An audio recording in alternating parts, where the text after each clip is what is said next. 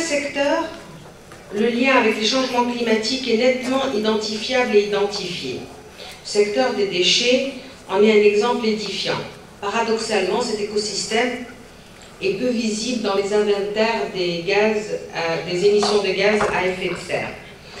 Or, chaque jour, l'activité humaine produit 10 millions de tonnes de déchets hors agriculture et construction, ce qui équivaut à une production mondiale d'environnement 4 milliards de tonnes par an, selon les estimations de la Banque mondiale. Plus inquiétant encore, 80% des déchets solides sont enfouis ou brûlés et générant des émissions directes de GES.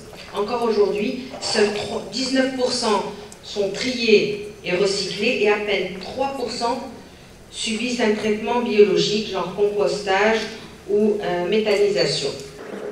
Aujourd'hui à Sreerat, nous tenons le Forum international pour la valorisation des déchets et le climat, organisé par la CGM et par la COVAD, qui est une association qui regroupe les ministères, les associations, le secteur privé et dont nous avons la présidence pour le lancement de cette coalition. Nous avons mis au cœur de notre stratégie pour pouvoir lutter contre les changements climatiques plusieurs actes, qui est celui qui nous intéresse aujourd'hui, celui de la valorisation des déchets.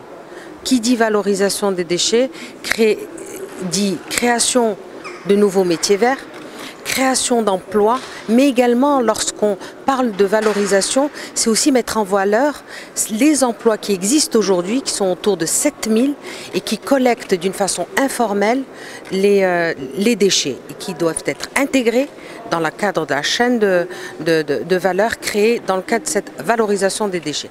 Qui dit valorisation de déchets dit également estimer que les déchets sont des intrants en étant des produits ou des sous-produits et qui participent